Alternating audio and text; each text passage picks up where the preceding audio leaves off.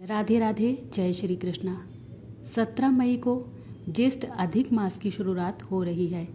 हिंदू धर्म में इस महीने को बेहद पवित्र माना जाता है। इसे अधिक मास, मल मास और पुरुषोत्तम मास के नाम से भी जाना जाता है।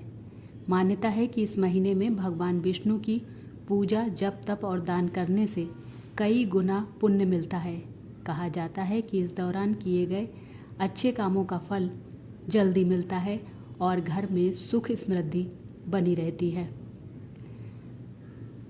मल मास हर 3 साल में एक बार आता है। हिंदी पंचांग के हिसाब से 3 साल में एक अतिरिक्त महीना जुड़ जाता है, जिसे अधिक मास कहा जाता है। पहले इस महीने को मल मास कहा जाता था। मल का मतलब गंदगी होता है, इसलिए इसे मल मास कहते हैं। भगवान विष्णु ने इसे अपना नाम देकर पुरुषोत्तम मास बना दिया। तभी से यह महीना भगवान विष्णु को समर्पित माना जाता है। पुरुषोत्तम मास की पौराणिक कथा। कहते हैं कि दैत्यराज हिरण्यकश्यप ने अमर होने के लिए तप किया।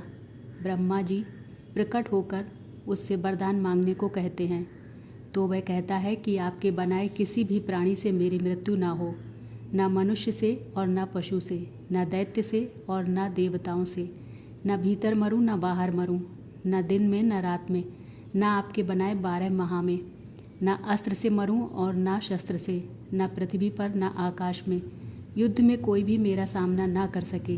आपके बनाए हुए समस्त प्राणियों का मैं एक क्षत्र सम्राट हूँ। तब ब्रह्मा जी ने कहा, तथास्तु।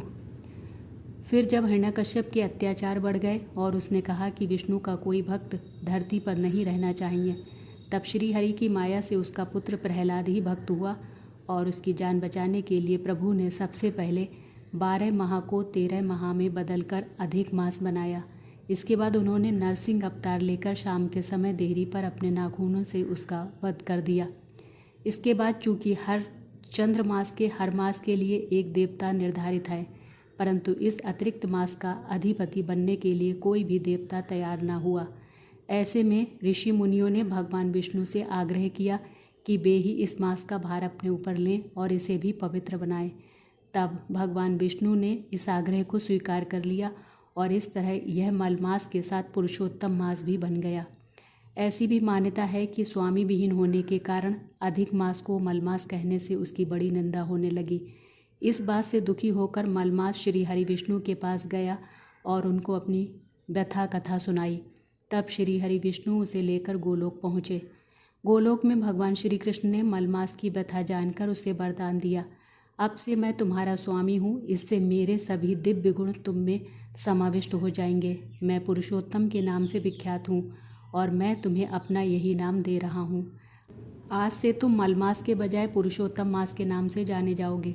इसीलिए प्रति तीसरे वर्ष में तुम्हारे आगमन पर जो व्यक्ति श्रद्धा भक्ति के साथ कुछ अच्छे कार्य करेगा, उसे कई गुना पुण्य मिलेगा। इस प्रकार भगवान ने अनुपयोगी हो चुके अधिक मास को धर्म और कर्म के लिए उपयोगी बना दिया।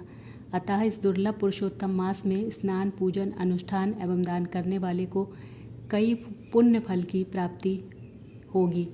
जय श्री कृष्णा। राधे राधे।